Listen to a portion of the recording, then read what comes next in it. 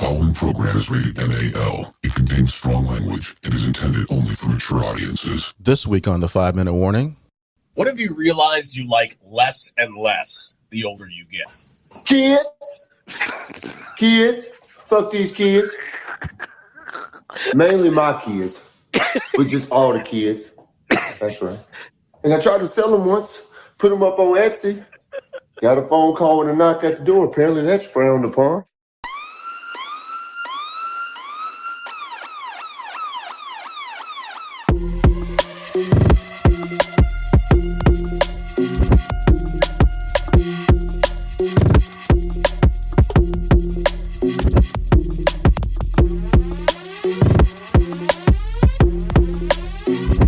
The show that gives you everything and nothing at all. That's everywhere you don't want to be.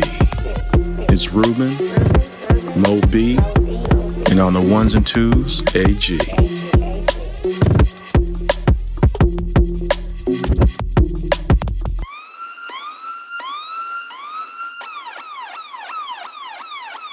The 5-Minute Warning. What's going on, everybody up in the house? Welcome to another episode of 5-Minute Warning. Once again, my name is Ruben, and of course I'm here beside my mellow AG. What's going on, brother? What's happening, y'all? How you doing? Hey, man. You know, we're gonna be quick about it because we got a lot of stuff to go over today. Okay. But yeah, it was a pass interference, and they ain't call it. Sorry about your luck. We took that dub. We took that dub 2-0. And I'm going to say this because I'm going to say it. Throughout all the preseason, all I had to hear about was a damn AFC East. That's all I heard about. AFC East. You know, the Jets, the Dolphins. Who cares? The Bills or whatever. And blah, blah, blah, blah. All the blah, blah, blah, blah. Can I say we never left? The NFC beast never left. 3 teams, 2-0. The other team is 1-1. And the only reason why they're 1-1 is because they played Philly. And somebody had to win, and somebody had to lose. All I'm saying is the beast has spoken, and I'm sick of hearing about the AFC East. I'm sick of hearing about Lamar Jackson, the South, anything in the AFC. Well, there's a murderer's row over there. What? The question is, who is going to represent the NFC in the Super Bowl from the NFC beast? Because it's either going to be one of us 4, because it doesn't look like, other than San Francisco. San Francisco. You didn't have to mention them. They're in the West. I understand that, but I got to give props. They're good. Tampa Bay still got that fool's goal going on, and they playing a whole bunch of scrubs. I call it how I see it. But they beat the teams they should beat, though. Exactly. And there's nothing wrong with that. That's the beginning of winning. Absolutely. Mo B. So, wait a minute, all I'm saying you got a Raiders logo that's red? How'd you do that? Because he on strike. Ain't on strike? What you mean? He a Raiders fan, but he ain't trying to be. Because he hates the people who run it. and we can't hear you, so clearly we got some microphone issues with Mo B. I want to know why Tom Brady's ownership stake hasn't been approved. What in the world is going on with that? He's probably hoping he can get the hell out of it. Anyway, we still can't hear you, Mo B. Check your settings, bro. I want to congratulate the Redskins. I always felt like they were low-key good. Excuse me? The who? I'm sorry. I want to the Washington football team. I don't really like Commanders. I'm sorry. But I want to congratulate them because they were low-key good. And I didn't really know if it would pan out, but it has. I was impressed, especially when they were down 21-3. I was like, are they the old Redskins? Apparently not. However, I will say this about Denver. The players did not lose that game today. They were outcoached on both ends. Coaching lost that game. Exactly. Especially because the second half. When Bieniemy made adjustments and everything that happened in the first half stopped happening, they didn't have an answer. And I was like, y'all got outcoached. That wasn't players. Because Russell Wilson, you can say what you want to say about Russell Wilson, but that wasn't the Russell Wilson today that had been going on all last season. That dude never had a shot to do anything. And I'm like, bro, y'all got outcoached. Now, I don't really know the X's and O's like y'all do, but it was obvious. If I can say it, I know it was obvious. Look, man, Bieniemy made adjustments offensively, and for the first time in forever, Jack Del Rio made adjustments. He did his thing today. He did. I might not like his politics, but he did his thing today. Yeah. So, like, something that we've never seen in a Washington uniform since Del Rio's been there. He put 5 people on the D-line. Once that happened, it was over. Does he not play nickel packages? Over. No, it's usually the front 4. Okay. But he added one more person at the second half. And that just that made their offensive line look terrible because it was one-on-one, and for whatever reason, I don't even know who the offensive coordinator for Denver is, but they never adjusted to the fact that they were putting 5 in the box. Well, so hey man, shout out to Del Rio and Bieniemy for making adjustments and doing what coaches are supposed to do. But yeah, I would dare say that Denver got a big fat F in the second half. Now, make sure you understand it. They got the coaches got a big fat F. Yeah, the this coaches was not got a player issue. This was not a player issue. Yeah, because once you saw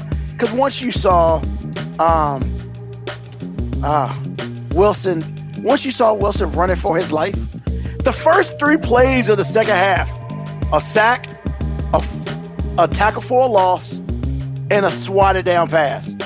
Those are the first 3 offensive plays for Denver. And you didn't make any adjustments? Man, you had Russell running for his damn life back there. And you did nothing. As long as we call spades spades. That's all I want to say. That's all I want to say. But anyway, what's with the red Raider shield, bro? How'd you even do that? Why not? I mean, where'd you get the hat from? I mean, I forgot what store I got it from. I just thought it was a cool hat. It is. I've never seen that before. Actually, some people would call that blasphemy. Well, so is that team. Well, no, they're just not playing well. It's not blasphemy. They're just not playing well. All right, Moby, tell them why they're not playing well. I mean, I don't know why they're not playing well, but I do know that I don't like the coach. I think the owner's an idiot. And I mean, as much as I want the Raiders to win, part of me it's self-sabotaging if they do win, because that means they'll keep the coach and they'll keep doing things the way they've been doing. So part of me is like, I'm all right with losing if I think that means they'll get a new coach, because I just don't understand why we still keep trying to recycle Bill Belichick assistant coaches in the NFL. Like, does it work? I mean, hell, Bill Belichick hasn't really worked since Tom Brady left, if we want to be honest. Like, no one wants that kind of honesty, sir. I like it, but apparently no one else does.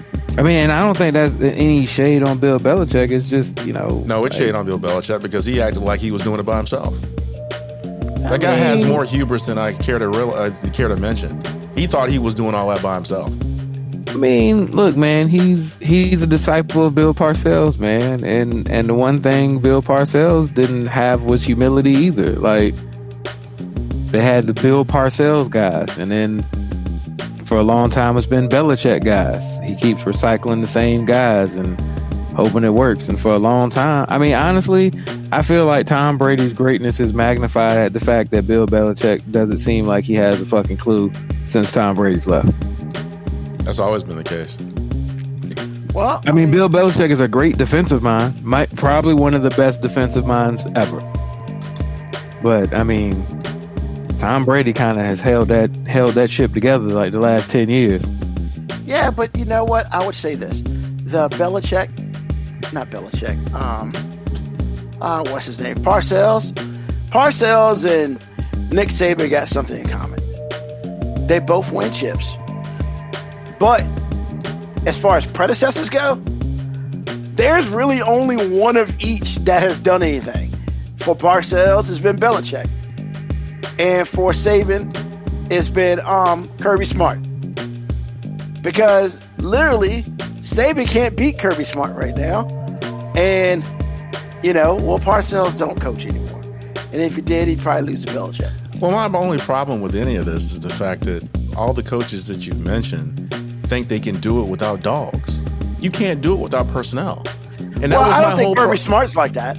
Well, no, Kirby Smart got dogs. He will be. Literally. Well, that's true. Yeah. DAWG dogs too. But what I'm saying to you is, when you win enough, you think that your system is so amazing that you don't need players, and that's what Nick Saban is going through right now. That's what Bill Belichick went through when he. See, and my problem with Bill Belichick is I wouldn't feel as strongly about it if I didn't know he didn't try to get rid of Brady 5 or 6 years before he wanted to retire to start with. And I'm bro, you aren't that good. You're just not. There is no coach that can out-coach lack of personnel. Not one. Amen. If you don't have personnel, whatever you have on paper means nothing.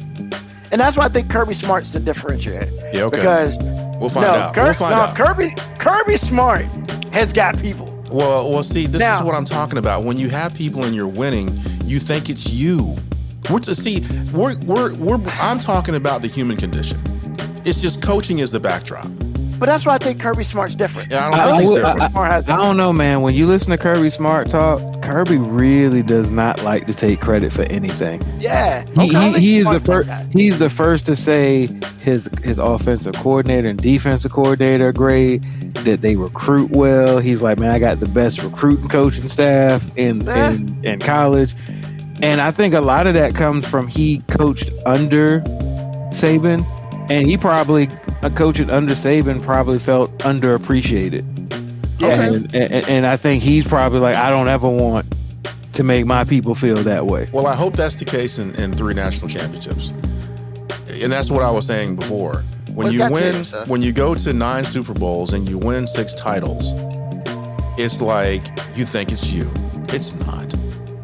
When you're saying it might not have all been him, but there was a formula there. There was a formula there that was working. I'm not saying that it wasn't, but if you don't have dogs, baby, you ain't going nowhere. You're not. But that Giants Super Bowl in the what was it, 91? No, 1990 with Phil Simms. Nah, that was him. Okay, well, we could have been having a whole different conversation if Norwood makes the field goal. I don't really count that. I don't. I mean, I'm glad they won, and they did win as a W, but let's not mistake how that happened. They were struggling that entire game because Buffalo was giving them the business, and it went down to the last play. I'm not saying either team was bad. I'm just saying that they didn't walk in there and dominate anything. They didn't. So let's be real right now. Only thing I'm saying to you right now is the fact that if you win enough as a leader, you tend to think it's your leadership that does everything. It does not. You have to have people that are following you that are good enough to execute what's in your mind. And if you're not good enough to convey that, if you're not good enough to keep them on board and buying in, then you suck anyway. So I'm just letting you know. That's just a human condition. The coaching is the backdrop. I'm just talking about people and their hubris. That's all I'm talking about. Now, I hope Kirby Smart stays the way he is. That'd be great. But I saw Dabo Swinney go through the same thing. He was all shucks until he won 3 national championships. And then all of a sudden, he had a whole bunch of stuff to say. Now he can't beat people in which should be a tune-up game. He had no business losing to Duke. I'm going to take that W, but he had no business losing to Duke. Now he's finding out that you need to deal with certain things that has nothing to do with you to win. And it's called having personnel. Everybody else is going everywhere else. I'm just saying. Well, that and he doesn't like the transfer portal. Well, again, he has to deal with what is in front of him. That's a big reason why Deion is showing him a lot of things they don't want to hear. Because Deion was like, that's a tool and y'all not using it? Well, I'm going to use it. It's like college free agency. That's an apples to orange comparison, because it's easy for somebody like Deion Sanders to use the transfer portal, because at the end of the day, he's Deion. I understand that, but what I'm saying is, what I'm telling you is it got used. and it got used because he used it in a way in which no one wanted to. And the only reason it was there for him to use it the way in which he did is because they were too busy complaining about the good old days. They're too busy complaining about what players shouldn't be able to do and what money they shouldn't get. Meanwhile, coaches like Deion is like, well, since it's here, why don't I use it? Because like he said, it's a college free agency. I mean, I agree with you on that. The powers that be don't like that. I hate the old school coaches that just keep talking about how they don't like the transfer portal, because honestly, the transfer portal just takes control from them. Exactly. Because I don't necessarily like the reasoning that everybody uses the transfer portal, but I'm never going to be against player freedom. And because I know firsthand that coaches used the ability to block transfers and stuff like that as a way to basically control you. Exactly. And that's what they don't like. It's like we talk about race in this country every week. And a lot of the reason why, white America sounds the way it does is because they feel as though they're losing control that they're used to having. It has nothing to do with anything else. That is the core of it. The same in sports. So, yeah, all coaches, except for the few, and hopefully they stay, those coaches that we're talking about stay that way. But usually what happens is you are a leader of men and you win all these national championships, and it gets to you in a way in which develops all this hubris and you think it's you. It's not. You have a great plan and you have great personnel to execute that plan. And when you forget that, you end up looking like Dabo Swinney talking about, I've never been a part of a game like this when you lost to Duke. You have no business losing to Duke, but you did. And that W is forever etched in my mind because I remember all that foolishness that he said, and it wasn't cool. Well, here you are.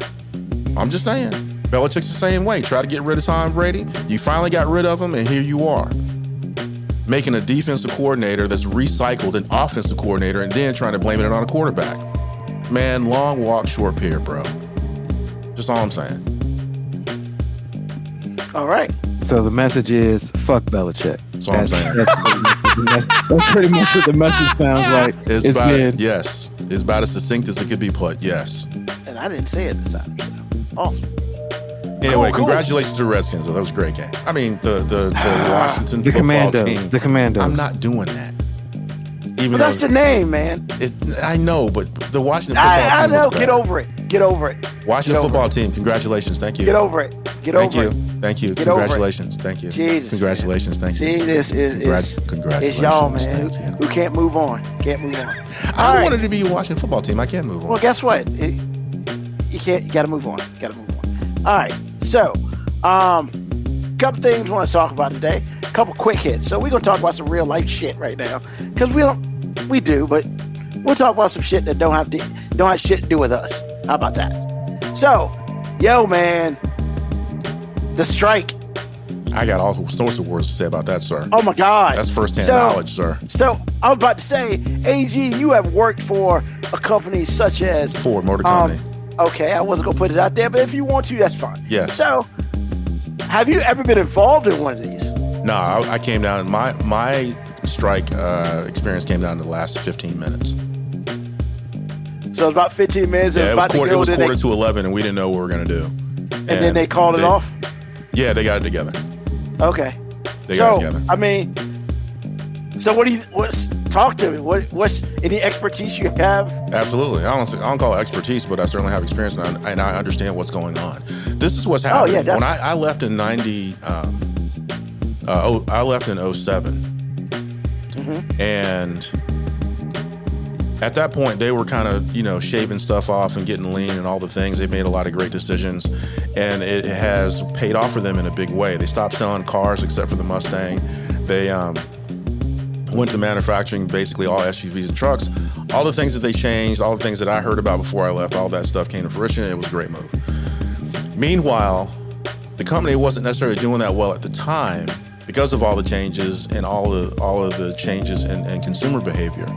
So the union gave concessions. meaning there were no pay raises, significant pay raises. I think they still got a cost of living, but there were no significant pay raises. The pay scale that wasn't grandfathered in was entirely different than anything that we were used to. You had guys coming in well under $20 an hour.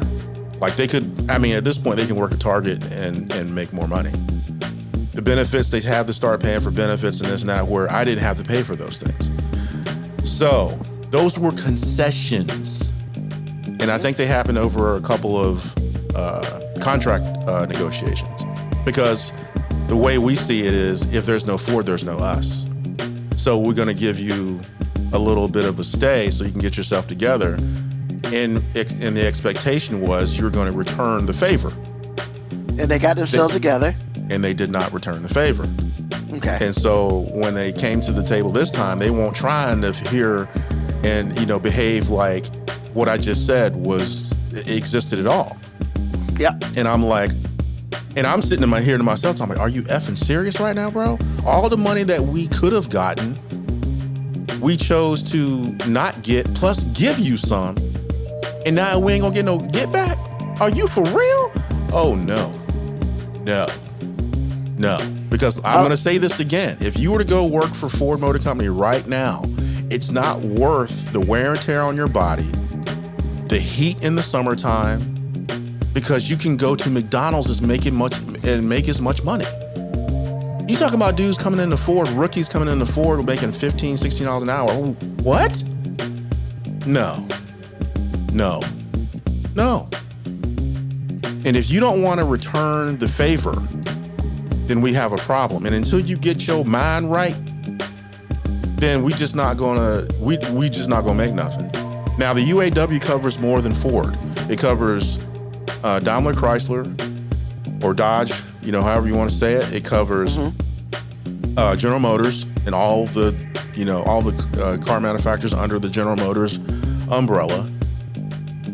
And if you don't think that the other car makers that aren't UAW aren't salivating right now, you're high. Now, every 10 days you're going to lose $5 billion.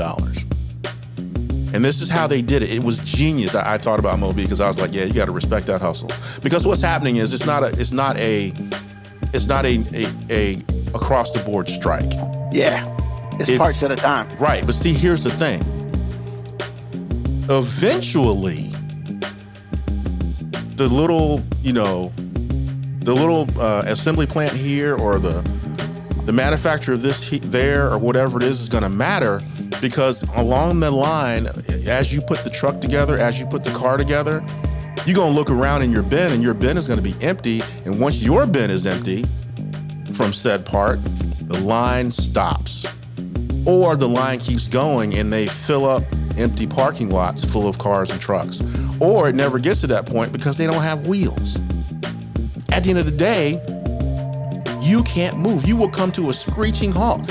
I'm getting paid to do nothing because my bin of bolts that hold the chair in or the seat in is empty. And that company, the people that work for that company, are like, yeah, we're good, because they're not a third-party supplier. And so all the people that Ford, gobbled up to make everything under the Ford system, if those people go on strike, intermittently, eventually you're gonna get shut down. There's nothing you can do about it because you can't replace those, because you don't do business the way you used to, where you have a supplier here and a supplier to back up that supplier and a supplier to back up that supplier. There's nothing you can do. Eventually you will come to a screeching halt, and that's where you start hemorrhaging money. Now, it's like kids and parents. I say it all the time. You can pay me now or you can pay me later. But I promise you, when you pay me later, you're gonna wish you paid for me now. So all they had to do was say, hey, the last 2 contract agreements y'all got us, and we got you now. This is what we're doing, whatever, this is what we got to offer, blah, blah, blah, this and that and the other. They didn't want to do that. So that's where we are right now. They about to find out, because they effed around for like 8 years. They about to find out. Awesome. So how long do you think this is really going to go? Seriously. I think it's going to go a long time because here's the thing. It's just like the movie industry. I don't think it goes as long as the movie industry goes, because the movie industry has a backlog of things that they can put out. Where car manufacturers, it kind of makes it apples and oranges. However, if you let this go too long and people start buying, non-UAW cars from their car makers, like Honda and all that, all those things, then you're going to have a problem because you're hemorrhaging money, and the customer that had just bought a new Honda or Volkswagen, they're not going to be back for another 3 years if they come back at all. Because it's like letting your husband sleep with another woman. That booty might be good for real. They ain't coming back home. I'm just saying. They don't know that, but if you let them out in the street and they find out, you gonna be out back.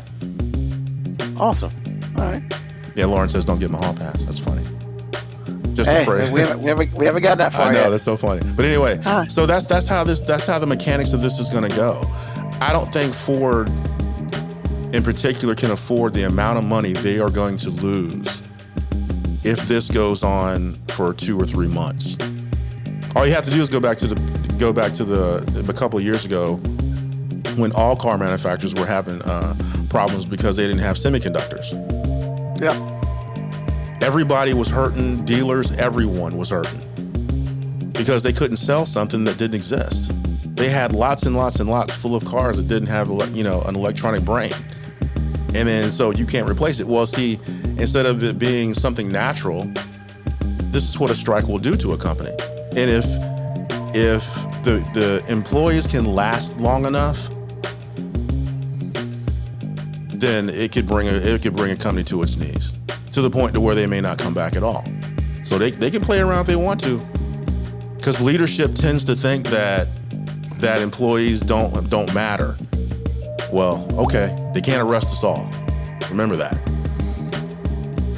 Gotcha. How you doing, Black Morticia, Alex Mocha Cowboy? What's going on, everybody else out there? Thanks for watching and listening. What you got, Moby? Any opinion?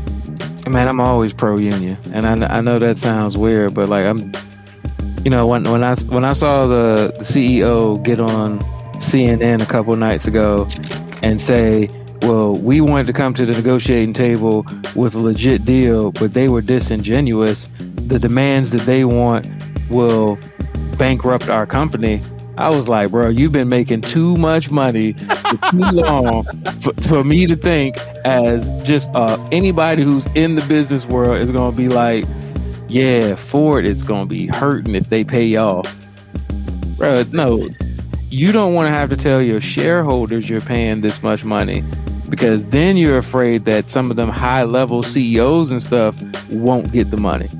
This is never an issue of profit. Like, paying more money to the employees is not going to really hurt Ford's bottom line. It's going to hurt the profits that the people who make the most money off of it see.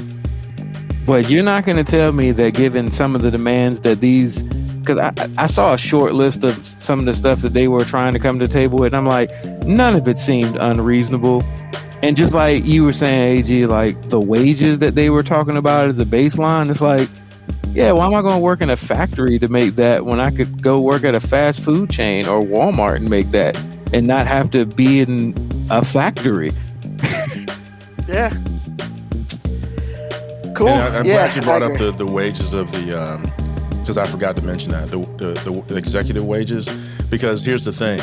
While they were taking our concessions, their executive wages were going through the freaking roof. Going up. They were going up. And they got nerve to come back to me talking about it's a me problem. It's the same thing. Lauren and I were coming back home this weekend from a day trip. And we were talking about, she was telling me about Bloomberg complaining that workers need to come back to the office. Then he went further to say why, which is we have all these buildings out here that are lying empty. Well, wait a minute, sir. This is capitalism. If you build a building, you are rolling the dice that somebody's going to fill that building. If no one fills that building, guess what? That's a you problem. But you're going to put that back on the me to come back to work when I am clearly having fun working from home. I clearly have a better family life and work balance working from home. But it's a me problem? I can still produce working from home, but it's a me problem? No, sir. That's not how capitalism works.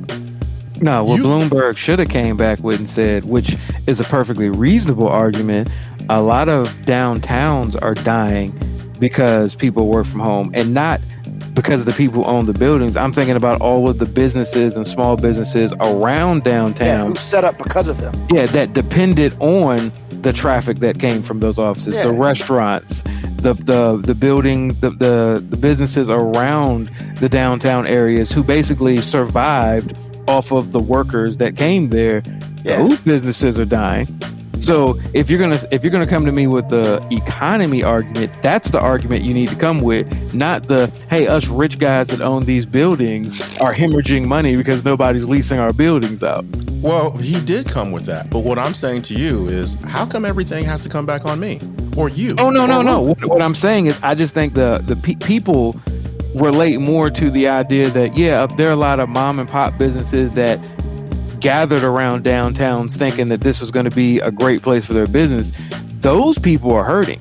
I'm not feeling sorry for billionaires who happen to have real estate that's unoccupied. I'm more hurting for the people who had businesses around the downtown areas who now are forced to try to figure out what they're going to do. Understood. Yeah. But I just want to let you know how, just like everything else, racism, inequality, whether it's race or ethnicity or gender, it's real funny how capitalism is a problem when the powers that be are getting the shaft. I always thought that was just a little funny. Because when we're getting the shaft, which is most of the time, everything cool. It's capitalism. When they're getting the shaft, it's a freaking problem. No, it's not a problem, Mr. Social Person, Mr. Socialist. Why are you being a socialist right now? You know why? Because it's hurting you. Well, capitalism doesn't really care. Capitalism is survival of the fittest, and if you die, you freaking die. I don't mean to go Ivan Drago on you, but you don't matter. You die. Exactly. So if you get a lot of the less pigment having people feel like capitalism is fair when it benefits them, and it's unfair when it doesn't. And the idea of capitalism, to be honest, is we're not starting this race from the same starting line. If you come from a family of wealth, it is easier for you to be more successful in a capitalistic society because you have the means to do so. Whereas somebody who literally has to do that American dream thing, lift himself up by the bootstraps, yes, that person can survive and thrive in capitalism, but we're not starting this race from the same starting line. So the fact that they always scream fairness when they're losing is just disingenuous. Exactly. That's all I'm saying. I just feel like you need to compete. If whatever you're doing right now is not competing, then you can lose. Take that L, keep it moving. But anyway, just so many funny things. But it's just so many funny things in the world. Mocha Cowboy, maybe downtowns get some bootstraps. They don't know what bootstraps are. They just like saying it. Hilarious. They're getting a strap on right now, though. Oh. All right. Moby, I'm going to come to you with this one. Hey, man, that Texas Attorney General who stole all that money and did all that other repugnant shit, he got acquitted after his own people sent him up to get impeached. They then turned around and acquitted him. What the hell? What's your opinion on that? Why are you surprised? I'm not surprised. I'm just like, why'd you even put him up there if you're just going to acquit him? That's like dumb. It's a waste of time. For sure. Time and taxpayer money. For sure. And here it is. This is the funny thing about white collar crime. And this is why so much white collar crime gets off. Because when you catch somebody that does white collar crime, they usually know other people who do white collar crime. And a lot of times, those people who are doing the white collar crime are the ones accusing the other ones. And they were probably like, hey, man, we got to lock you up. And he was probably like, well, I got a lot of shit to say then. And they was like, well, you know what? We'll get you off. That's literally what happened. Because they made this, the Republicans in Texas put him up for what's that thing that Donald Trump had twice already? Impeachment. Impeachment. Thank you. Was it 16 articles of impeachment they have? Yeah, 15 articles of 15? impeachment. 16 articles of impeachment. None of them. And I was just like, so what, that dog and pony show? Really? Yes. No, because what happened is they probably thought, well, maybe this dude would take on for the team. And he probably went in there and was like, yeah, man, y'all about to have to call me Senator Snitch. Because I'm telling on everybody. He said Senator Snitch. He's about to be like, I'm telling on everybody. But you would have thought they would have thought about that before they tried to impeach him. No, because again, man, leadership and hubris. We just finished talking about Hey. this. They probably thought, hey, man, we got stuff on him. He would never. He probably was in there, hey, man. If he Nino Browned him, man. He was like, hey, it was a light skinned nigga at the bank. Like this thing bigger than Nino Brown. Oh, damn. That's funny. Oh my goodness. Nino Brown reference in Texas. Oh That's man. funny. Oh man. I haven't seen that movie in years. Oh, I gotta see it now. Oh, it's on It's bigger Stars than like Nino every damn Brown. day. It's on Stars? Every damn day. Okay. God damn. It ain't Baby Boy yet, but it's getting there. Okay. But I'm just saying, like, look, that is really what happens in white collar crimes. Like, hey, we gotta get this guy, and that guy goes, all right now. Like, I mean, look, y'all can do that, but just All know, I'm saying, yeah. I'm telling on everybody. And if something happened to me, or I even smell the inside of a jail, It's basically somebody's the gonna sibling. get an envelope. It's the sibling thing, man. You ain't gonna go tell on your sibling because like, hey, okay, you go tell mama if you want, but remember, I was there when you did that. So I ain't say shit. if you tell on her, you tell on me, I might have to tell on you. I ain't going down by myself. Truth. This thing bigger than Nino Brown. Speaking of Nino Brown, they finally caught that dude in Pennsylvania who escaped out of jail. Dude came out of jail clean shaven. Did you see how he man. got out of jail? Oh the man. crab walk up Oh the man.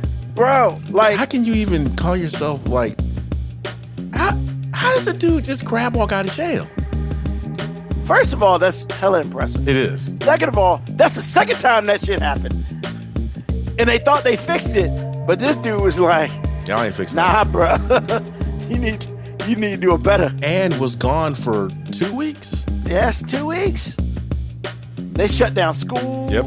and everything. Yep. You had people on CNN getting interviewed about, basically, well, we got about 6 acres back there, and they've come and searched my house 5 times already.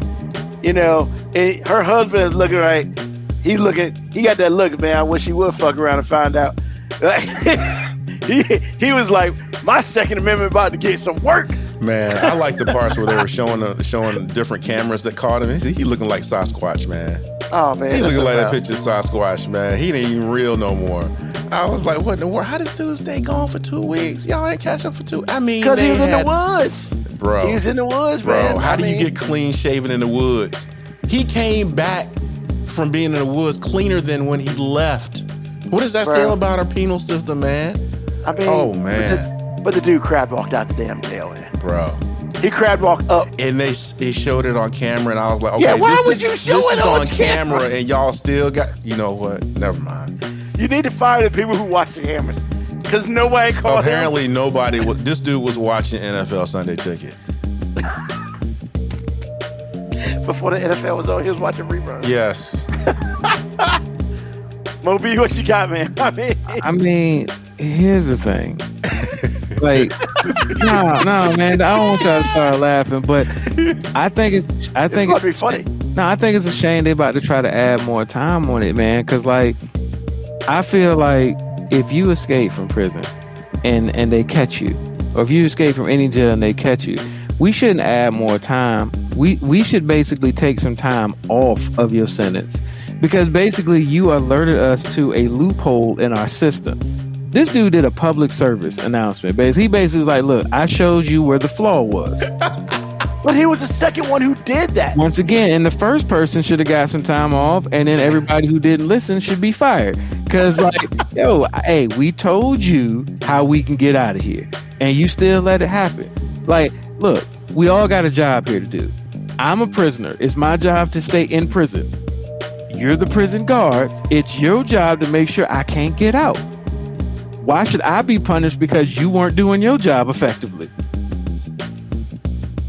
That's kind of fair. He's not wrong. Except that, it is against the law to sneak out of jail. Once again, I get that. I get it. But at the same time, it's like, it's their job to make sure I can't.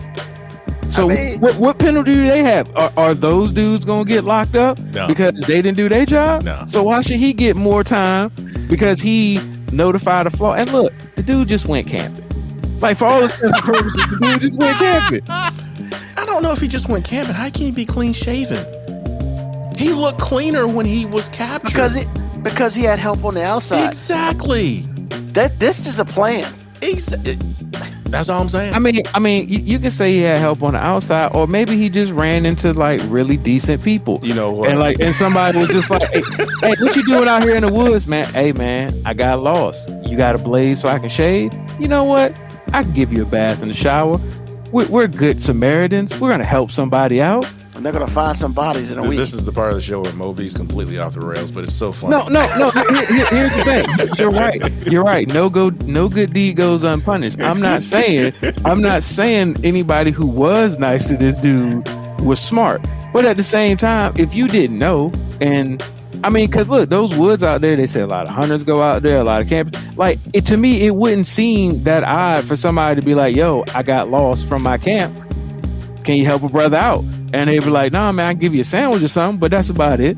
But I mean, at some point, he was still wearing an orange jumpsuit and the white butter cookies on his feet. Come on, man. First of all, the orange jumpsuit really kind of looked like the hunter gear too, especially if you roll it down to your waist. You know what I'm saying? You're not wrong about that part. Did he? I don't think he used his shoes to get out. I thought he was barefoot. I think you're right about that. I think you might be right about that part. Hey, because look, man, if you're going to do it, you need all the muscles in your foot. Either way, he snookered the whole penal code. He's not white. System. He's Mexican. No. What I'm saying is, like, AG, if he hangs out with white friends, we know that they have unreasonable pranks. So would it be that odd for him to come out and be like, yo, I was camping and hunting with my friends, and these motherfuckers thought it'd be funny to leave me out here? That's foul. That is completely plausible. You know it, Ruben. Stop shaking your head like he ain't wrong. Like he wrong. I've not said that he was. I would not entertain this, sir. But I'm not gonna say he was wrong. He is wrong. Wow. So yeah, they caught his ass, and he looked pretty pitiful going back to jail. But then again, why wouldn't he look pitiful? Exactly. Yeah. He had a taste of freedom, and they took that shit. Now he's gonna be in the hole forever. So, before we go to our question, we're gonna switch it up. We're gonna do quick clip of the week. So, I got 3 of them, and they're all hilarious. I gotta show them in the right order though, because, one is especially for Moby. We're gonna show this one first because this is for all my football fans out there. Yeah, you already know what's coming. Let's see.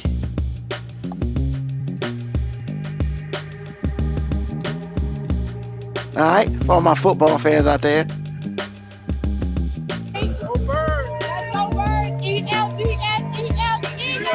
What? Okay, play that again, because I was talking over it.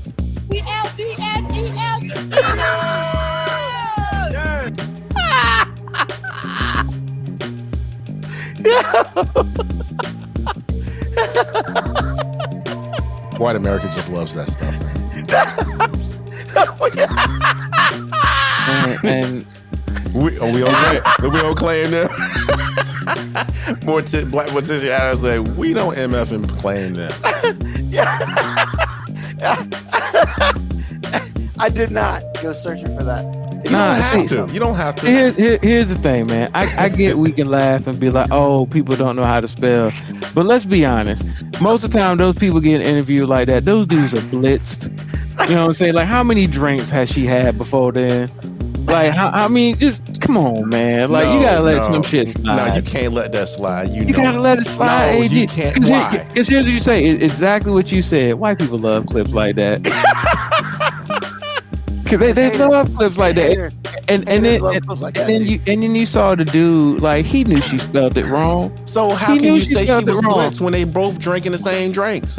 Hey, look, man, alcohol affect different people, different level of tolerance, man. Like, hey, look, we got belligerent drunks, we got freaky drunks, we got unintelligent drunks. Man, there's all types of drunks, man. Like, but you could tell he knew she spelled it wrong, and he was just being a supportive dude. He was like, "Hey, look, I knew what you was trying to spell, baby. Like, it's okay. I ain't get with you because you could spell.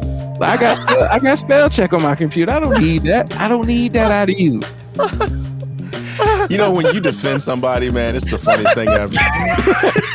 You should have been a lawyer. Because I'm You need not to be an doing entertainment lawyer. this with you. I am not doing it. Because the dude was drinking. Everybody was drinking. Everybody was drinking. Look, I'm not defending the fact that she misspelled it or the fact that she was loud and proud about it. I'm simply saying she ain't the first motherfucker to misspell something. Like, I'm just saying. Oh, so that's the road we gonna go down? No, man. I'm just saying, like, look. Oh God! If we're gonna measure your intelligence based on one drunken moment with a microphone in front of you, then F it. We all done. Like what I was feeling some kind of way though, boy. Nah, man, Like, ain't no excuse. ain't no excuse. They were loud, confident, and wrong. I mean, look. I mean, why can't we expect them to be right if they're Eagles fans? Oh, that's all. See, now you done took it somewhere else. Really? Thank you. I was hoping somebody would say that. No. That way I didn't have to. All right. Number 2. This is this is funny. I'm not gonna set it up. It's just what it is. EGLES Eagles, baby. You know what? Let me see. Do it again. Get that shit out of here, man.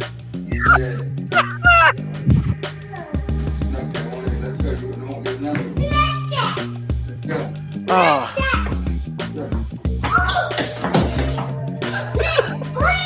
No easy buckets, man. First of all,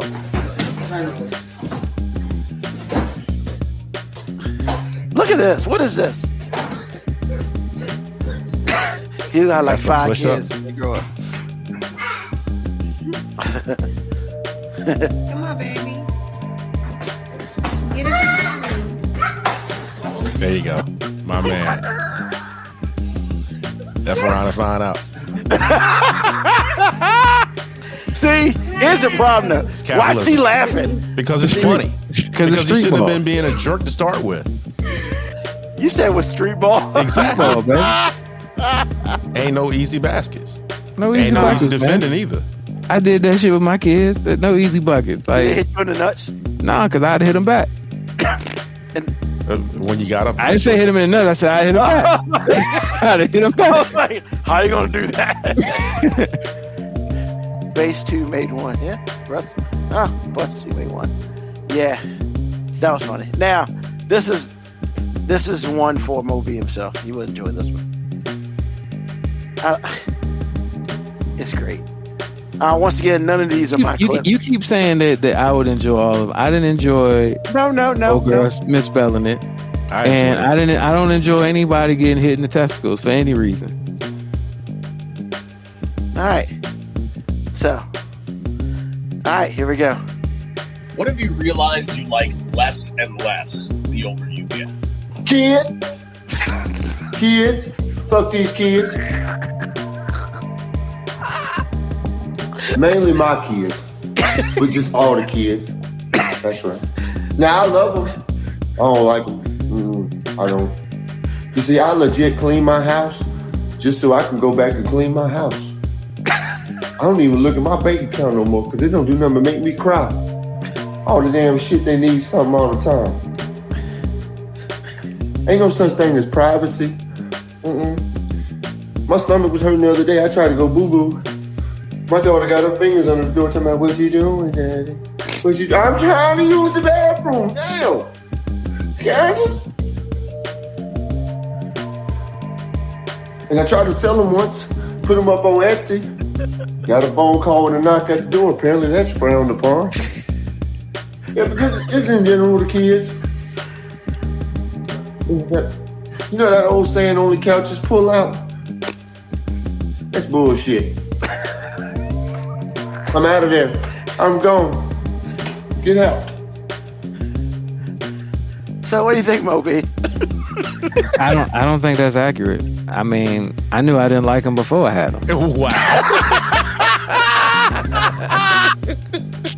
I mean, wait, well, y'all laughing at the wrong thing. I'm just saying, like, I knew kids were the enemy before I had them. I made a decision to procreate because I was like, I'm gonna love them. I mean, but I didn't think I was gonna like kids more all of a sudden. Like, I've been around kids before. I want to know. Look, I want to know why he had to jump in the camera talking about some kids. That's some kids. Man. I think there are other things that I could think of that I like less the older I get. Like what? Casual conversation. Don't like wasting that time. I thought it was just me. I thought it was just Bro, me. like, the older I get, the less I really want to have small talk with people, even people I care about. Like, even people I care about. Even winter? Even people I care about.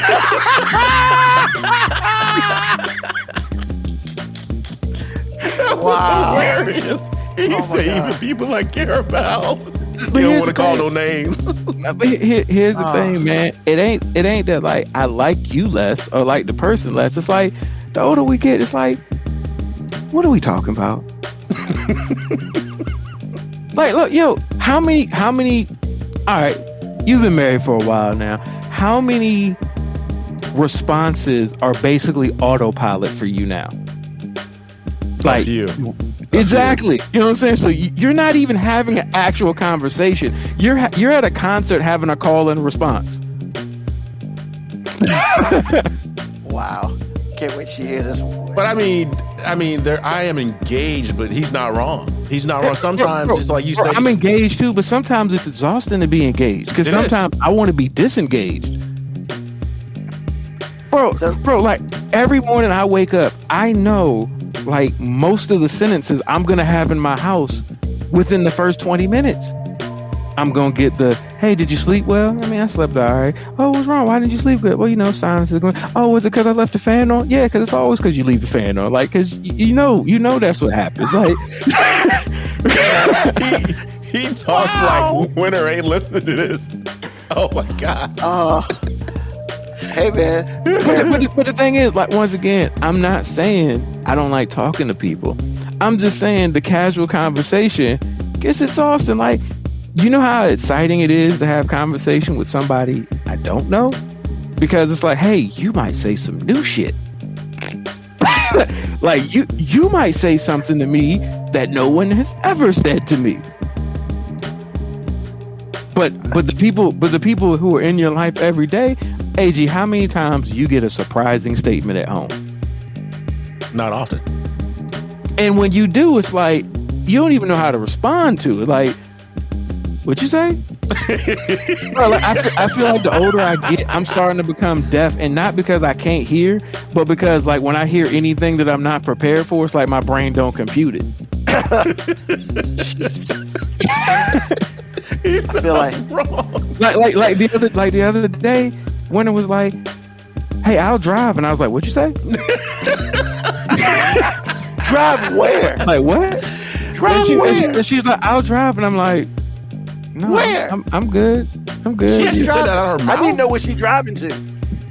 It don't even matter. I just wasn't ready to hear that. Nah, I'm not ready to hear that. She could've especially without it being posed as a fake question, because usually it gets posed as a fake question. Usually it gets posed as a, "Do you need me to drive?" Fake question. Fake question. But for it to be posed as like something that she was already prepared to do, like, "Hey, I'll drive." Excuse me? What'd you say? Excuse me. right, where the pipe at? Where the pipe at? Well, And we'll I'm just saying. So that's why, like, as I get, y'all spit hey, look, I have that. oldest one ever. I have that book in my house because it's like one of my wife's favorite books, The Coldest. Well, Shocker. you're about to live it now. No, look, man, she knows what I mean. And like I said, it's not that I don't enjoy talking, but like the older I get, the less I want to have casual conversation because it's like, yo, we already know where this conversation is going to end. So why are we going through the motions to get there? Like, He's not wrong. I hear the question, hey, can I ask you a question? And she goes, why does your shoulders always drop every time you say that? Because I'm like, we could have skipped that initial question and you could have just asked the question. But now when you say, can I ask you a question? Now I got to go through my head and go, all right, did I do something wrong? Is she about to ask me some hypothetical question that there's no way my logical, analytical brain could ever compute and process in a way that she would make her feel like I was really engaged with this conversation? Oh shit, this is funny. Because I'm not good at that. Like, you asked me a hypothetical, like, hey, babe, you know, if I lost one of my hands, do you think you will? First of all, why the fuck did you lose your hand? It's hilarious. I mean, here's the thing. I'm not good at hypotheticals because I want to know the details to get to that hypothetical. First of all, how you lose your hand? You can't just say, if I were to lose my hand, nah, baby. You need to tell me how you lost your hand. God, Like, man. if you lost your hand in some apocalyptic Walking Dead thing where you got bit and you had to cut your hand off, that's way different than I lost my hand because I decided to put it in a paper shredder. Like, it's different. Like, Hey, if your paper shredder cut her hand, I don't want nothing to do with that motherfucker. I mean, you know what I'm saying though. Like, I hate hypothetical questions because hypothetical questions make me have questions. Like, don't ask me no hypothetical question. You want me to give you the answer because I got too many questions towards your hypothetical. Like, and now we got to have a 25-minute conversation about fictitious shit, just made up shit, and I got to actually try to imagine how I would feel in this fictitious realm. Like, it's like you're asking me to be in the multiverse, and like, hey, how would you be in another dimension? Fuck if I know. It's a shame only like 20 people listen to this podcast. But Lord knows, man, if we ever get to the point where like hundreds of people listen to our old shit, they're going to be like, what have I been missing in my life? Oh, Look, man, I'm sorry. I didn't mean to go off on this rant, but like, yeah, when you say what are some things that I enjoy less as I get old, casual conversation, hypothetical questions, figuring out what I'm gonna eat tonight. what if I General lost stupidity. my hand? No, AJ, don't act like you ain't been a part of some hypothetical conversation. You were watching TV and some dude on the show did some repugnant, fucked up shit, and now she looking at you going, well, babe, if this was us and this and that, first of all, no, don't do that. No, don't put me in a position. Look, I do enough shit to put myself in bad situations. I don't need to go off on your fake bad situations. Like, I don't need to be put in this environment in which I have no control over the hypothetical circumstances that I'm being placed into. Well, you know what? I understand you, but actually, I don't mind them. They're kind of fun to me. Bro, can you get in some of mine then? Lord knows if I gotta walk in the house another time while she's watching The Notebook and she be like, wouldn't you want to die like that? Being Hell in no, the what? woman in bed. And I'm like, first of all, look, I could think of worse ways to die. That's true. But why I gotta die just because you died? like, why did Noah have to die just because she had Alzheimer's? Like, he still had all his faculties in place. But he died anyway. So he was supposed to love her so much Yes. that when she died, he was like, fuck it. Yes. I'm out. Yes. You know what? I love you so much that I'm going to remind you that you know who the fuck I am every day by telling you a story about you almost leaving me for a rich dude. I'm just saying, is that not what the fuck happened? Exactly what happened. And he wrote her a letter every day. That I had to beg you to not be with this rich dude And now that you done lost all your memory, I gotta remind your punk ass of how good I've been to you. He's not wrong. No, he's not. I gotta remind your punk ass how good I've been to you. And then when you die, I gotta be like, you know what? I love you so much that even though I've spent most of my life basically begging somebody to think I was good enough for them, that now I'm gonna die. We all do. Oh my God! What's going on, Country man, Boy? that's hilarious. I ain't seen Country Boy in a minute, boy. He came in at the right time. I'm just saying. See, maybe you have better hypotheticals than me. No, because my hypotheticals always involve either me dying or like me trying to recover for some fucked up male thing that somebody did on the show. And I'm just like, man, I don't want no parts of this, man. Like, I don't know. Oh, damn. Wow. I don't want to love nobody like that. I'm sorry if it's your time to go, but that's between you and God. We are not a team. Hey, look, see, here's the thing. I would have appreciated the movie a little bit more if we found out Noah was sick. Like, if he was sick too, cool. Yeah. Let y'all die at the same time. Man, that dude seemed like he was in perfectly good health. Till the end. He had all his faculties in place. He did. The only thing that dude was suffering from was basically being a lifelong trick. That's the only thing he was suffering from. A lifelong trick. Wow. He was a lifelong trick. Like, he summed up the Notebook in like 5 minutes. Man. Oh, this is hilarious. I will never and watch she that was movie. like, do you think our love can do anything? No, I think this nigga did anything because he loved you. Like, I don't think that was a collaborative love. I think he loved you so much, it completely overlooked all the foul shit you did. You ain't wrong. See, women don't do foul things. They don't do foul. And here's the thing. I don't know if he died with her or basically once she died, he was at peace enough to die as well. Wow, boy. The Moby take. Hilarious. Jesus, that's hilarious. I need a clip of that, boy. That shit needs to get out into the world. A lifelong trick.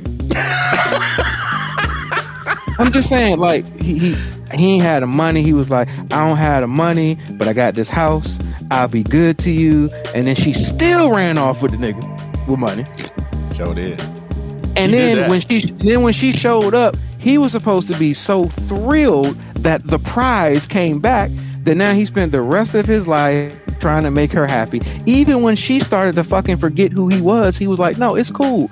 You didn't know who I was back then either, so this is nothing new. So I'm going to remind you every day how good I was to you. Like, because at no part in his story did I really feel like she had been good to him. Like, the whole story was basically, hey, here's how good I was to you. Do you remember me now? And then she was like, oh, yeah. And just like a woman, of course, it was only short term because it was just like, oh, yeah, but you know what? I'm going to forget it in a minute anyway. But I bet if he'd have did something foul, she would remember that shit. I can't find a lie, Ruben. Can you find a lie? No. I can't find one. Moco Cowboy. Well, the story was one-sided. Exactly. But aren't all romantic movies like that one-sided to start with? They're not for us to begin with. We had this conversation. Nah. They're not for us. You know what else isn't for us? So, I'm watching this clip, right? And somebody's like, it was a clip with Anna Kendrick and Trevor from The Daily Show. And after the show, he would do these things where the audience would just talk to the audience. And they got to ask questions, doing commercial breaks and whatnot. So Anna Kendrick came out and was like, yo, blah, blah, blah. And after they got through those niceties, a person in the crowd asked a question. And the woman was like, yeah, you're on my husband's list. The fuck? Trevor was like, what are you talking about? Well, apparently there are people out here who have a list. And it's 5 people who they could, if something were to ever happen and they come in contact, they could have sex with them. All right? aka the hall pass. So I know Moby stepped out for a second. Maybe he stepped out for the segment. He's not trying to incriminate himself. I don't know. I mean, but he ain't something to talk about him. So, AG, I know what we said in the meeting, and I understand that.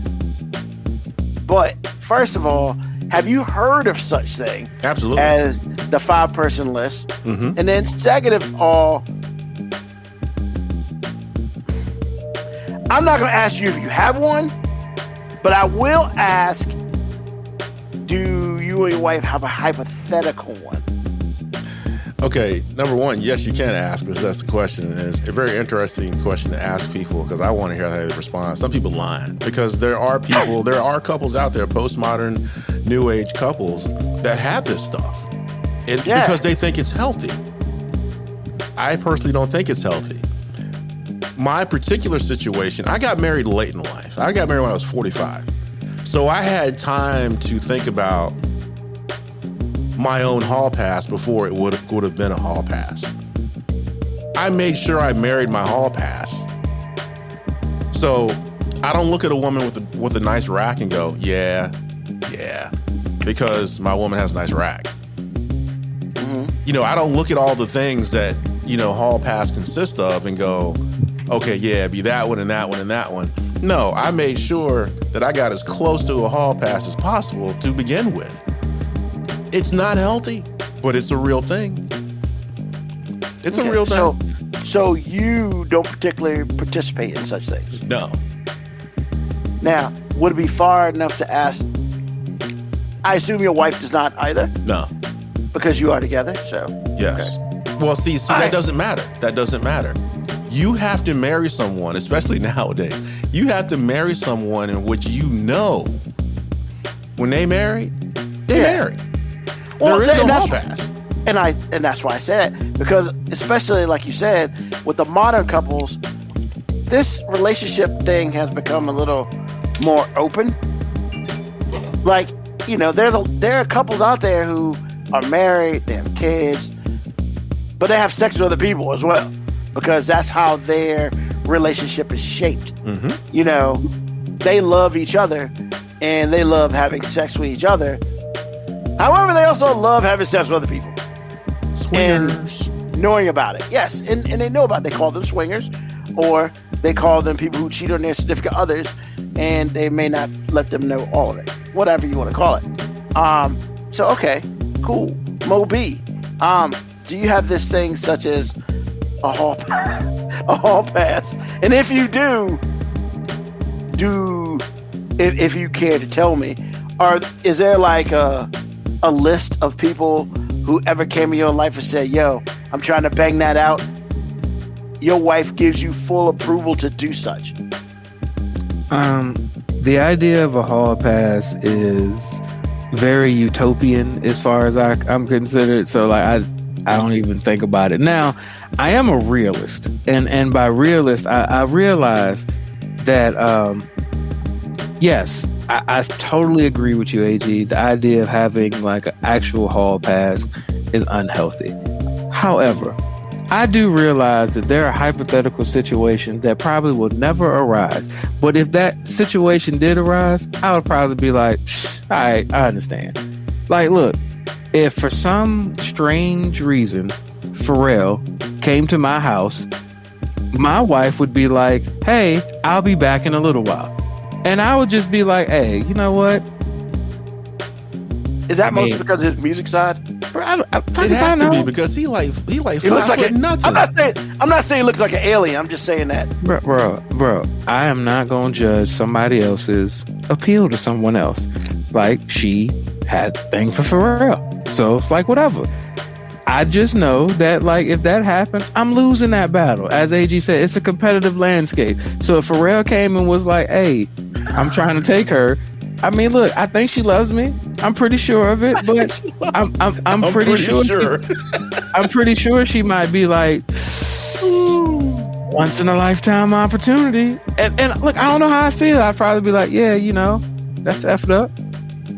But at the same time, I mean, look, I don't know. I'm not good at putting myself in a hypothetical situation. Would I be hurt by it? I'd be like, yeah, but it's money. Like, you know what I'm saying? Like, I get it. It's money, it appeals. Because I'm gonna say, I'm gonna let you know, and I let her know when we were at the concert. If Sade would have been like, "Hey, what's up?"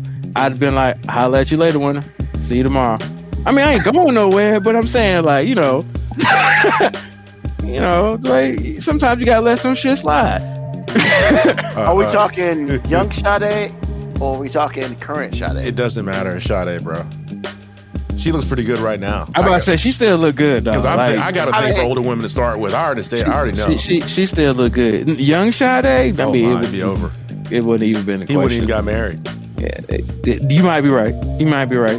Would you have impregnated Sade? You'd have tried. I mean, look, practice makes perfect, baby. Which practice? I mean, there's only one way to practice making babies. All right. I mean, and once again, but the reason I can laugh and joke about this, because I mean, honestly, are these realistic situations? No. But like the idea of actually having if so-and-so that works at so-and-so, like, if she ever gave me a chance, would that be cool with you, baby? Fuck, I wouldn't even try to have that conversation. That's what. And I'm glad you said that. I'm glad you said that because I don't consider a hall pass. My thing is, okay, when somebody says a hall pass to me, I'm thinking somebody that is attainable. Because Lauren and I were talking about it before I got on, and I was like, when she was working, I pointed out I just was like throwing people out there. I really don't care for any of these people, but it's just like, I threw out her principal. And I was like, if I had a chance to hit that, it's like, you can't, nah, man. That's a hall pass. Was she cute? No, that's why I threw it out. That's never gonna happen. Even if she wanted me, it's never gonna happen.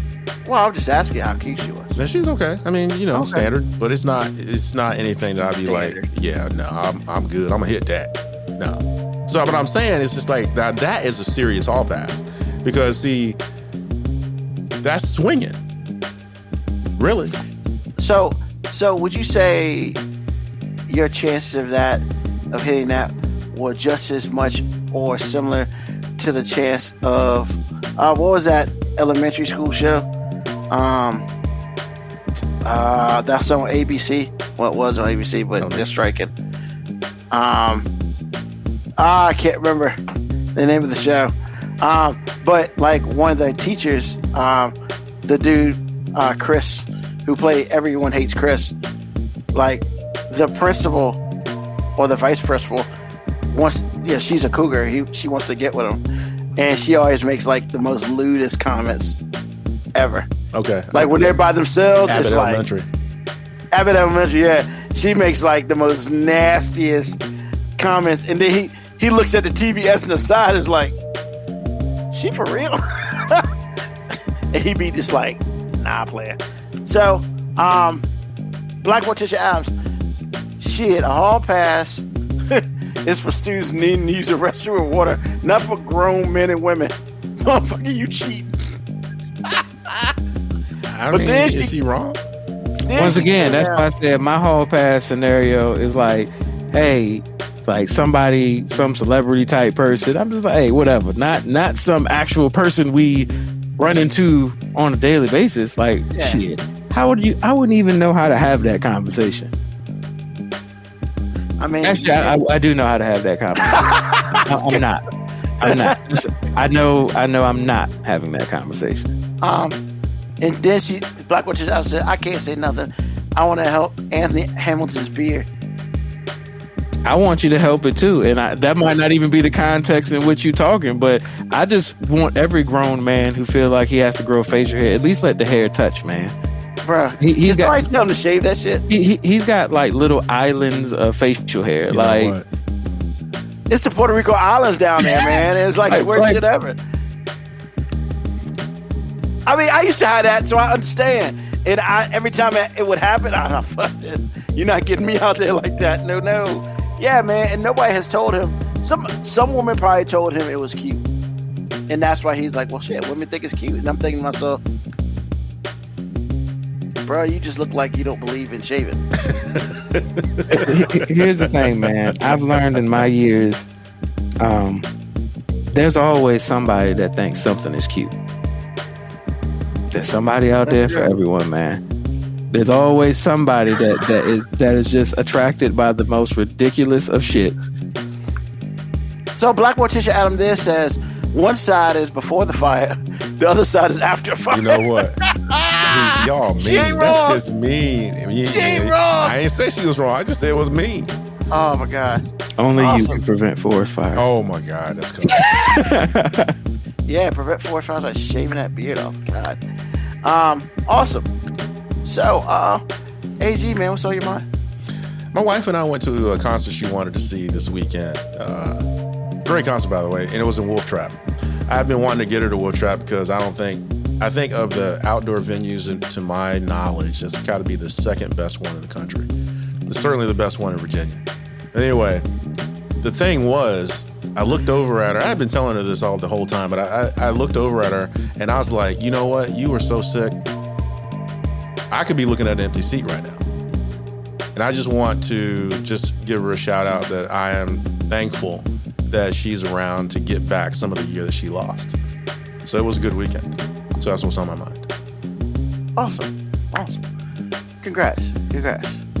Tell her that we say hi. We'll do that. All right, Mo B, what's up? What's on your mind, sir? Rec football again, man. Yes! We're back. Yes! Tales of the Gridiron! Yes, it's back! It's not I've gonna, been waiting for weeks. it's not going to be as exciting as you think, but Yeah, that's what she'll say every week. That's what you say right now. oh man, it's really not. Damn, I feel like I should have chose something else to be on my mind because like now I'm scared I'm gonna let you down. Well, you make his week never let when down. you come up with the rec football. Man, you never let us down. Because you're going to say something look, crazy. man, shout out to our team, man. We're 2-0, and we beat an organization. Actually, we had the organizational shutout sweep. So we played Dinwiddie County, and at every age level, we won and we pitched a shutout. Wow. Nice. So Dinwiddie's fan. No, they're actually one of the best programs here. So that means all day Saturday from about 5 o'clock until 11 o'clock at night, there were like no cheers from Dinwiddie's fans, even though it was played at their field. Oh, y'all went to their place and did this? Yeah, it was Ouch. Domination. I mean, look, I love to say domination, but we've won both of our games 6-0. And one went into overtime 6-0, and the other one we scored with a minute left to go in the game. So our offense isn't doing anything dominating right now. But your they didn't defense is score. money. No one scored. Sure. Wow, coaches you gonna defense? really dumb it down like that, man? Who coaches defense? I mean, I coach the defense, but Exactly. no. Why are you trying to hide behind this, man? I'm not going to take credit for our defense having some dogs. I will take credit for some of the disorganization our offense has, but our defense has some dogs. Like we got kids that just get after it. You don't want to use Belichick. I mean, no, it's not even that, man. Like there was some. Honestly, I was more disappointed in Dinwiddie's coaching because, like, I knew every play they were going to do, and I was just like, damn. Y'all don't have to be this obvious. Just because y'all are bigger and faster and stronger doesn't mean you don't get to think. Like they just did no thinking. But that's not what I'm talking about. What I really want to talk about was, hey parents, man, know your kid. Just know your kid. And a lot of parents suffer from this idea that youth sports is somehow about their kid. And it's not just about your kid. I get you pay your money for your kid to play and you think every kid should play just as much because, quote unquote, it's just a game. Yes, it's also a game in which people lose their lives, get paralyzed, break bones, tear ligaments. So just because you don't care about your son's well-being doesn't mean I don't care about your son's well-being. No. This ain't the parents ain't shit part. Because honestly, we have not had a lot of the ain't shit parents. We've had the parents don't understand life. And here's the thing, life lesson. when your kid plays a sport, all people ain't created equal. Some people are bigger, some people are faster, some people are stronger, some people are gifted with athleticism because they had good genetics, and some people are your kids who, hopefully they're smart. Some people.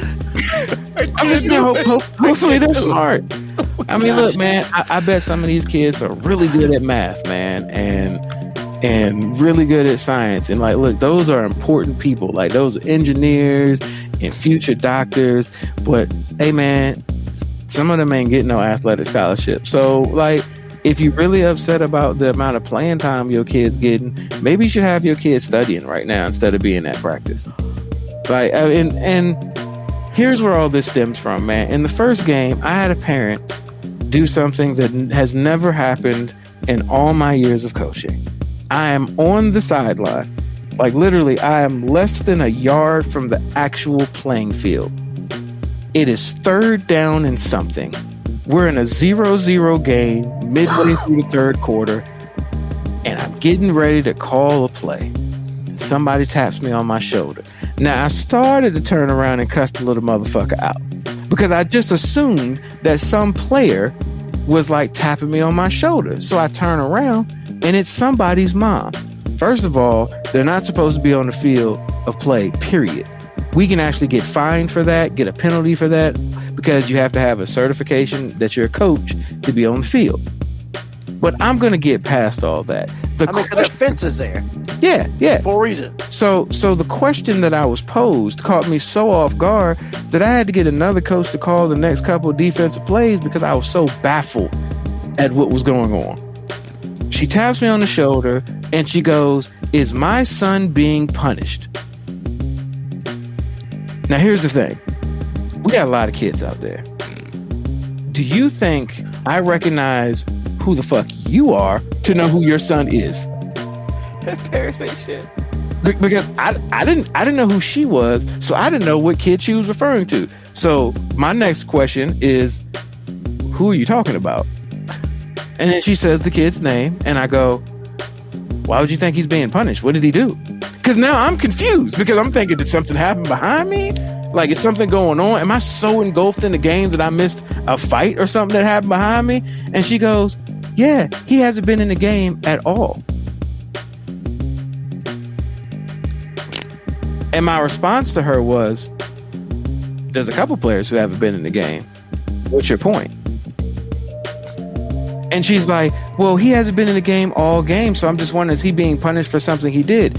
Now, it took everything in me because I'm not good at talking to parents. And when I say I'm not good at talking to parents, it's not that I want to be rude or anything. I'm not good at lying about who a kid is or what a kid is. So all I simply said is, hey, it's just the way the game's played out right now. We got every intention of trying to get every kid in the game. Just, you see, it's a tight game. It's just the way it's shaked out. The kid has done nothing wrong. No reason to punish him. And she says, well, I just don't think it's fair that everybody doesn't get to play. So I walked away from her. Because at that point in time, I realized we were not going to have a conversation that was going to be amicable from here forth out. Because who the fuck cares about fairness for your kid? This is a team sport, and the learning thing he should be getting is, if I'm not good, I need to work hard. And sometimes people are better at things than me. I can either quit or I can work harder. And the reason I say that is because my daughter, at one point in time, was one of those sorry people. Kira was not very good at basketball when she first started. She had all the heart, all the desire, none of the skill. And she did not get discouraged. Well, she did, but she did not get discouraged to the point where she wanted to quit. She got discouraged to the point where she works really hard. She's probably the hardest working 12-year-old I've seen at any athletic venture. Like, she wants to work all the time at basketball. She scored 19 points in the first 3 quarters of her first game. People who hadn't seen her play in a year and a half, she's unrecognizable. That's hard work. It's not just talent. It's not just genetics. That's working hard. That is what rec sports is supposed to be about. It's supposed to be about, hey, if you really enjoy doing this, you'll work hard. Because in my head, I'm thinking, no, your kid's not being punished. I'm being punished because you brought your kid here. because people like you exist. Because if I could have an honest conversation, if she'd have came to me after the game, first of all, I don't know why she's coming to me. I'm not the head coach. But if she'd have came to me and had an honest conversation, I'd be like, hey, your son's scared of contact. And if your son's scared of contact, I'm not going to put him in a game against another team that's really, really tough, that can't wait to kill your kid.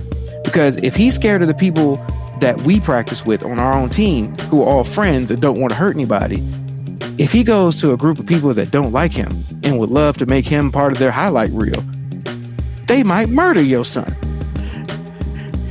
I'm thinking about all these things, and I get it. You paid your money. You want to see your kid play on Saturday. I would love to see your kid play too. I'd also like to see him actually practice hard, or actually be able to run one lap around the field without crying, or, you know, remember what position he plays, even though we keep putting him in that same position every day. Like, it's, if you want to know why your kid isn't playing, come to practice. Now, she did ask me weeks ago, how's my son doing? And I gave her the political answer, which is, hey, he's got a long way to go, but he's getting there, which is true.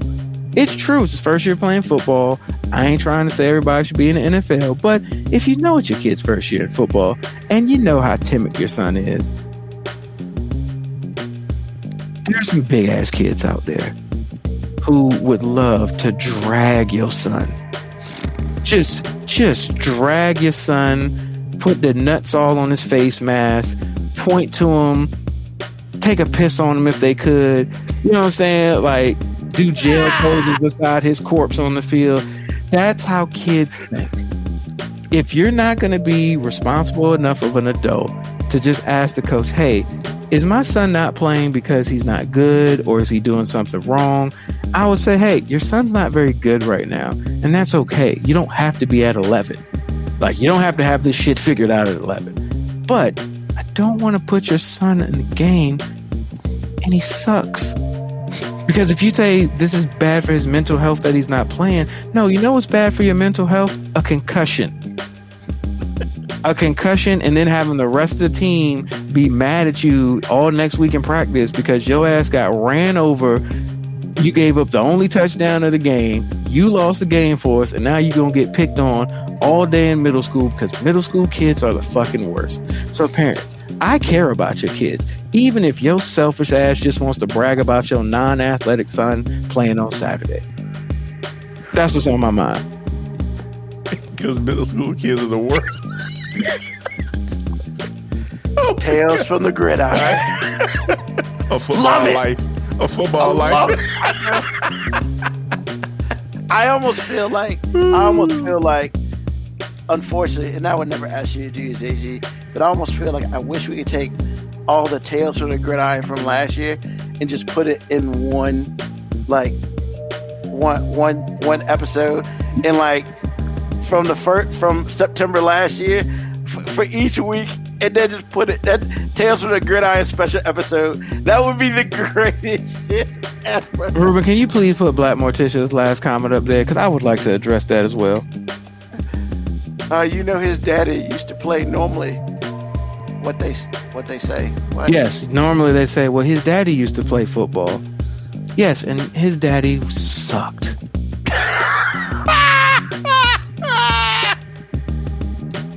This is what it is, man. His dad probably wasn't no good either. And if his dad was good and his son out here looking terrible, shame on him. Shame on him. He should have taught him something. Like, look, if my daughters were on the basketball court still being just trash, that's a me problem. That's me. That means either I didn't bleed enough genetics into them, or I didn't nurture them enough to actually help them with the game. That is a me thing. So if you feel like somehow you putting your boy on the field should just be automatic because, you know, you used to suck his daddy's dick under the bleachers after high school. Like, look, I don't care how good his daddy is. I care about what's happening now. Like, I care about the now. What in the world? Tales from the Gridiron. I'm just saying, how many people played high school football? There are a lot of people that played high school football. I know a lot of people who played high school football. A lot of them weren't fucking good. They just played high school football. I'm not even saying I was good. I was better than their daddy, probably. Ma'am, his daddy won't shit. Your son ain't shit.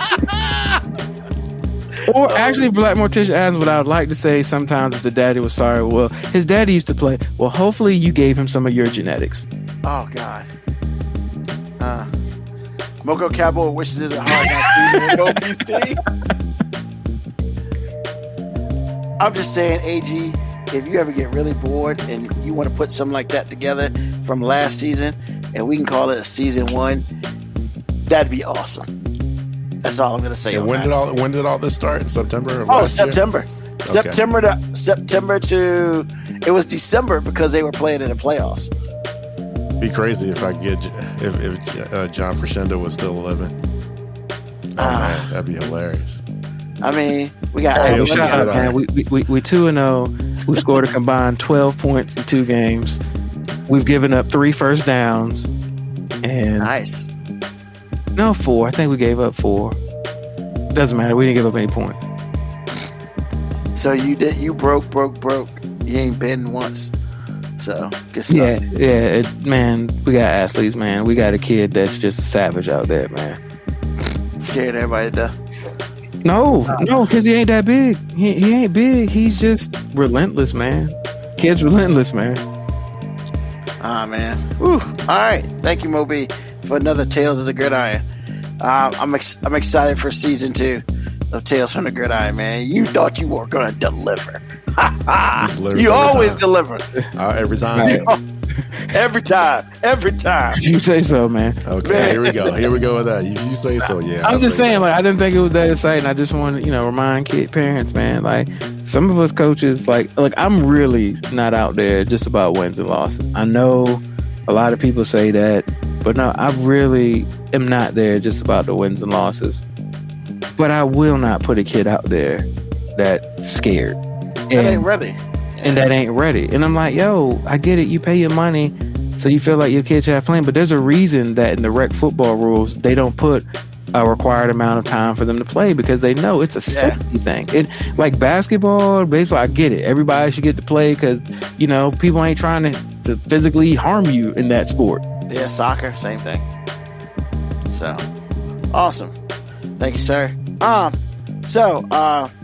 What's on my mind? 2 things.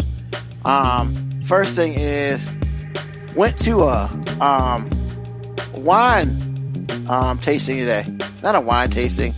What are those things called? Crap.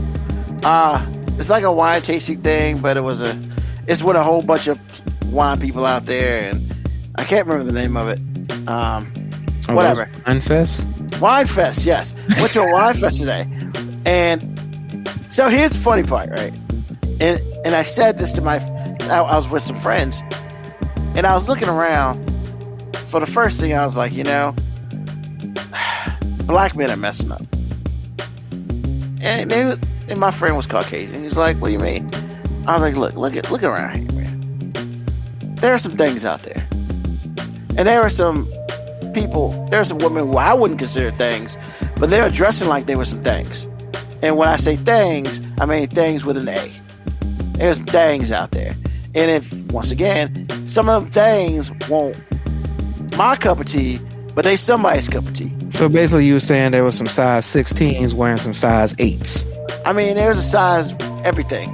So we'll put that out there. But here's the thing. They were with other women. And I get it, a lot of women go to Wine Fest, get boozed up.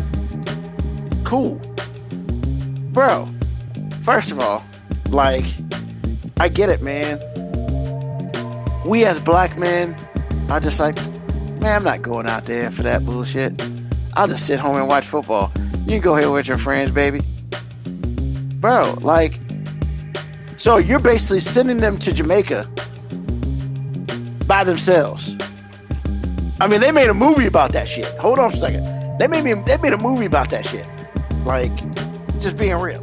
Yes, Moby. Your single is showing. I understand that. But your single showing. But I'm just saying. Let me explain. However, there are a lot of Caucasian men out there with their Caucasian women, whether wives, girlfriends, whatever. Why? Because they knew better. Because, yeah, they drunk some wine, but you can look at some of their faces. I don't fucking want to be here. I want to be watching some football. I want to be doing something like that. But you know what? They understand that they won't go out there. They won't go let their significant others go out there in sundresses and all this other shit looking extremely cute. Nah, man, I ain't doing that. We going together. And all I'm saying is sometimes we got to do better. Because, Stella Wynn got her groove back. I mean, you mess around and your lady gonna get another groove. Especially if you ain't doing them things right. So, that's number one. I want to put that out there. Number two,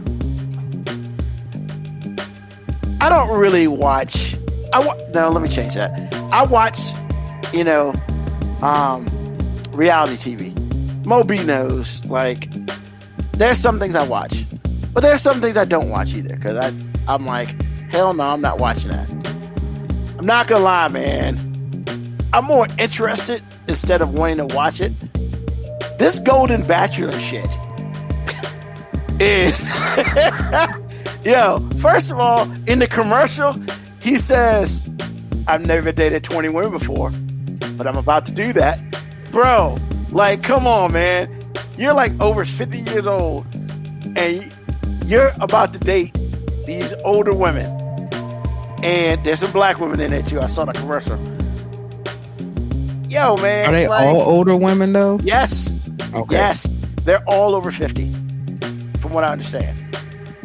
Well, at least I know he's 50. There are no younger chicks. Like, there are like even the black women are like older. You can tell. And so, I'll probably be at the YFS again. Hopefully I'm with somebody else. But the thing about it is, yo, man, usually what they do with the younger kids is they booze them all up and stuff like that. So, of course, drama ensues.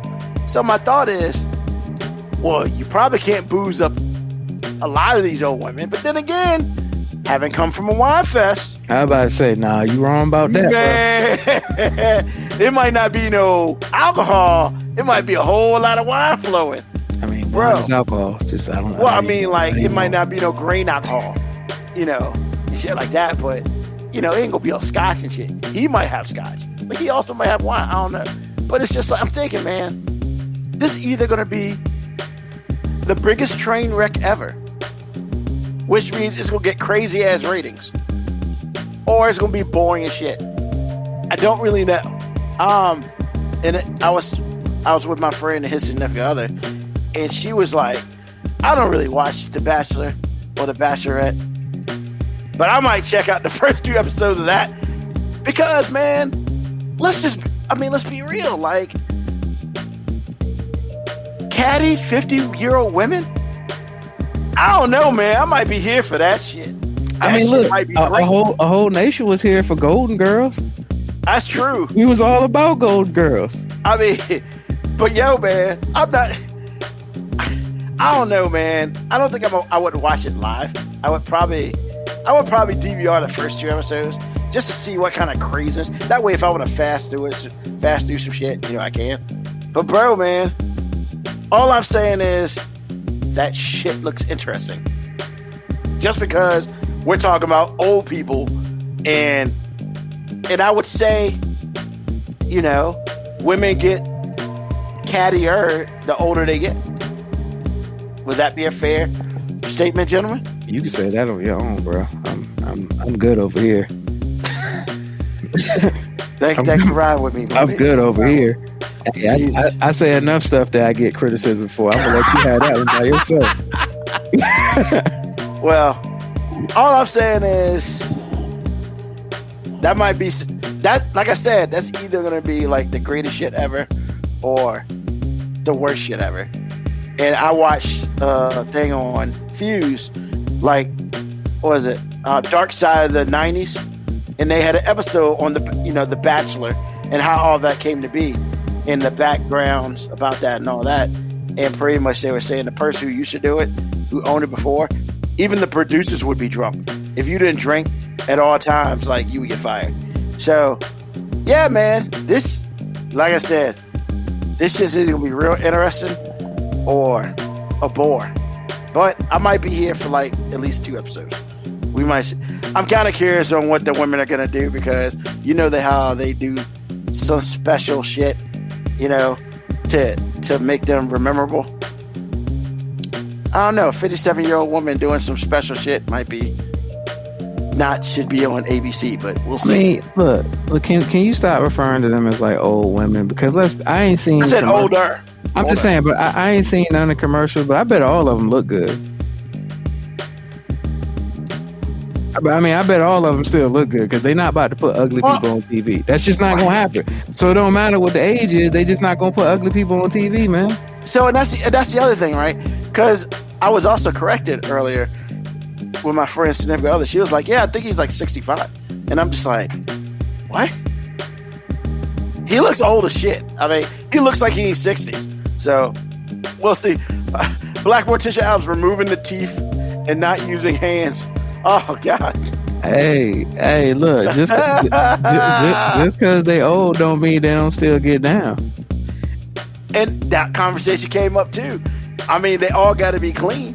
So, you know, he might be not pulling out. I mean, I don't know. You know, I mean, let's be real. At that age, are they even still worried about pulling out? Well, and that's what she brought up. She was like, well, they all been through menopause. But shit, what are they worried about? Yo, look, and AG over there pearl collection. So, I'm just saying, when the last time you seen some 65-year-old dude being like, oh shit, I gotta go buy me some rubbers? Well, in their defense, rubbers do have a dual purpose. I'm just saying. Once again, AG, you're right. There's a dual purpose. Your ass old, man. What you gonna get? Have you talked to anybody that works in an old folks home? Yeah, no. Once again, it all goes around in there. I mean, that's what I'm saying. Gonorrhea running rampant up in there and everything else. That's what I'm saying. It has a dual purpose. That shit running rampant everywhere. But you're only thing I'm saying is y'all tripping because you think old people nasty as they want to be. First of all, AG, that's what I'm saying. I'm agreeing with that statement. Like, I don't think just because they old mean they ain't getting down. But I'm saying it's just like they need to put a rubber on anyway. They ain't trying to have no babies, but you need to stop that. Man, they just nasty. Man, but you got to realize they all get tested, so they all got to be clean to walk up in there. So if somebody walks out that's not clean, that means that's a producer, and that's a whole different situation right there. But yeah, Black Morticia house gonna smell like Bengay and mothballs. And white diamonds. You know what? And she's like, nah, them eggs are fried and scrambled. Black Morticia Adams. It's going to be a lot of brute aftershave going on in there. I haven't heard that name in 30 years. You said brute. Man, somebody's getting in a fight. I'm here for that, man. I want to see 2 old chicks go at it. Not go front. I don't think you're gonna see the fights like that. Like that's the one thing that I think you might see very limited of. You might see some arguments. You might see some insults being slung around. The actual fisticuffs, the brouhaha. I don't know about that. But you know one thing we might hear though. We're gonna hear some hussies. We might hear some hussies, heifers, skeezers, skanks, whores. Well, you gotta pronounce the whore. You gotta say that W in front of it. Whore. Hey, wait a minute. Are we gonna hear hussy? Oh yeah, we gonna hear hussy. We gonna hear hussy. We gonna hear heifer. Get that heifer ass out of here. Oh my God. So yeah, that's what's on my mind though, because I'm just look. I don't watch that shit, but I can imagine the CF that's gonna be, man, and I'm here for it. I'm here for that. I just am, and it ain't no Tales of the Gridiron, but damn it, it's gonna come close probably.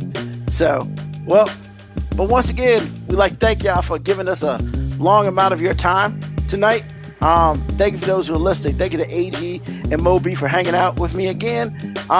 Hey, tell a friend, tell an enemy, just tell somebody about us. Sunday is 9 p.m. Eastern Standard Time until we finish, which, yeah, you got an extra one today. But yeah, you know. It's a 2-part episode right here. Oh, wait a minute. Black Morticia Allen's her personal favorite, Jezebel. I love that too. Yeah. Jezebel. And David King wants to let you know, Moby, that he hates the Raiders.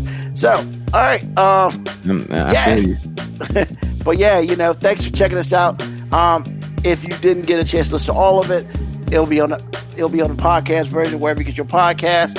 Please go ahead and sign and like and all of that stuff. You know, go to YouTube, like us on YouTube, so when we come on, it sends you a message saying, hey, they're about to go on. Same thing with Twitch as well. But once again, thank you for joining us today. We will see you next Sunday, 9 p.m. Eastern Standard Time.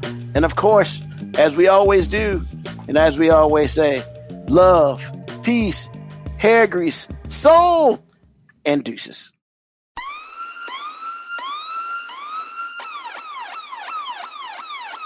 Email us at 5minutewarning19@gmail.com. And also leave comments on Facebook and Twitch. Search 5 Minute Warning. Contact us on Twitter at AG_FMW podcast, at Nugman25, at FMW 2019. Contact us on Instagram, Moby 5 Minute Warning, AG_5 Minute Warning, Nugman25. You can listen to the podcast at Apple Podcast, Spotify, or wherever you get your podcast. Thank you for listening. This has been another episode of